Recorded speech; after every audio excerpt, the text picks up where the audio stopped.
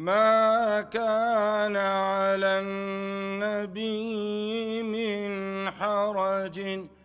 فيما فرض الله له، سنة الله في الذين خلوا من قبل، وكان أمر الله قدرا مقدورا.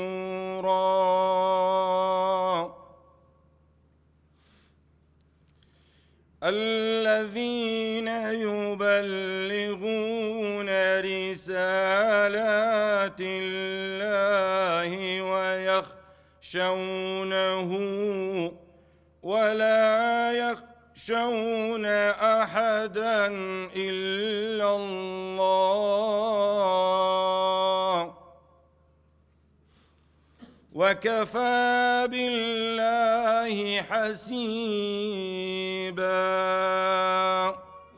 بسم الله الرحمن الرحيم، الحمد لله رب العالمين، والصلاة والسلام على المبعوث رحمة للعالمين وعلى آله وصحبه أجمعين. ئەوڕۆکە چەند سعاتێکمان ماوە بگەینە مانجی خێر و بەرەکەت و ڕەحمەتەوە کە مانگێکی زۆر گەورەیە، خوای گەورە بە گەورەی داناوە، دەبێ ئێمەش بە گەورەی بزانین، خۆمانی بۆ ئامادە بکەین کە لەو مانگەیدا خوای گەورە ئەو دەرەفەتەی پێبەخشین وەکو فەزلێکی خوای گەورە کە ئەو ساڵش گەینەوە ساڵێکی دی لە مانجی گەورەی ڕەمەزانی پیرۆز، بۆی کە بتوانین خۆمان دەوڵەمەند بکەین لای خوایەوە و دەبێ لە ئێستاوە ئامادەساسی بۆ بکەین، پێشوازی لێ بکەین بە گەرم و تینەوە، پێشوازی لە ڕەمەزانەوە بەهۆی ئەوەی کە زیاتر خۆمان مادی بکەین، تەرازوی حەسەناتی خۆمان زیاتر بکەین، بەرەو پێشی گەورەتری بکەین. ئەوە پێشوازیکردن لە ڕەمەزان لە مانجی گەورەی پیرۆز ڕەمەزان. جا لەبەرەوە پێویستە مسلمانان لە ئێستاوە تەوبەچی نەسوح بکەن، بە تەوبەچی نەسوح خوان پێشوازی لە مانجی ڕەمەزان بکەن و هەروەها نێتی خوان پاک بکەنەوە بۆی بتوانن لەو مانگەیدا باشترین و چاکترین عیبادەت ئەنجام بدەن و لە هەمووشیان گرنگتر ئەوەیە کە ئینسان دوعا بکە، داوا لە خوا بکە، بڵێ خوایە چۆن ئەم گەیاندەم مانجی ڕەمەزان، خوایە تەوفیقم بدەی بەو شێوەیە ئەو ڕەمەزانە بەڕێ بکەم کە ئەتۆ لێمان ڕازی بی. ئیدی وەسەلام عەلەیکم وەڕەحمەتوڵڵاهی وبەرەکاتوه. ڕەمەزان ئەی مانجی قورئان، شاخەڵاتی خوای میهرەبان، ئەی فریادی تکاکاری پێی قدومت لەسەر چاومان، بۆ ماڵی موسڵمانان و نیشتیمانی کوردەواری، بۆ شۆردنی ڕووی قەقنەخچی گونەهباری،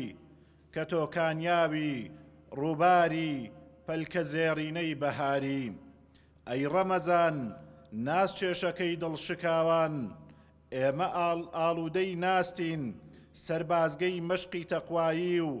هەر هەموومان سەرباستین، کاڵای بەهەشتت هێناوە و هەموو فیدا و جان باستین. بڕێ کات لای خۆی پەروەردگار زۆر بە حیسابە لەسەر ئینسانە و باشترین کەسش کەوا قەدری کات بزانی ئینسانی مسلمانە، لەبەر ئەوەی قورئان فێری کردینە کە خزمەتی کات و خزمەتی زەمن بزانین، لەبەر ئەوەش تەمەن لەبەر ئەوەی زۆر گرنگە کە ئینسان چاکەی تێدا ئەکا و لەبەر ئەوەش خراپە ئەگەر پەنا بەخوای ئینسان بە گوناه تەمەنی خۆی بەسەر برد. خی پەروەردگار لە قورئانی پیرۆزە ئەفەرمێ والعصر إن الإنسان لفي خسر، سوێن بە کات سوێن بە زەمان سوێن بە کات نوێژی عەسر، هەرچی ئادەمی زاد هەیە زەرەرمەندە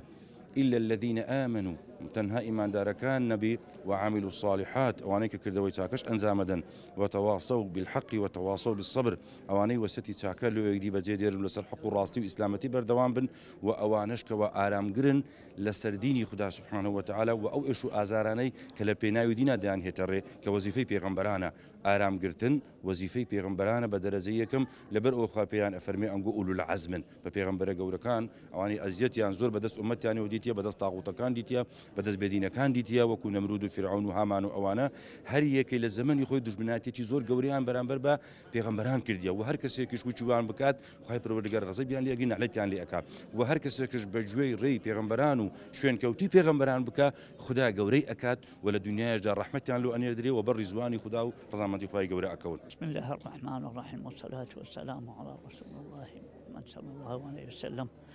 إن شاء الله پێشوازێکی وەل ڕەمەزانەکەین بە ئیزنی خوای کە خوای تبارک وتعالى لێ ڕازی بی بە ئیزنی خوای، بە ئەوەی پێن بکرێ إن شاء الله ئەیکەین. دوعاش لهم بسلمانا كاين بإذن خوي لهم ستان سري أرض خوي تبارك وتعالى إذا يجي سيبا ما بكري أول خدمة داينو إن شاء الله إن شاء الله بتماي خير وبركة لو هم بسلمانا بإذن خوي لو هم خرج شيء وقالوا مش لنا أو ميواني جديد ميواني الله جل جلاله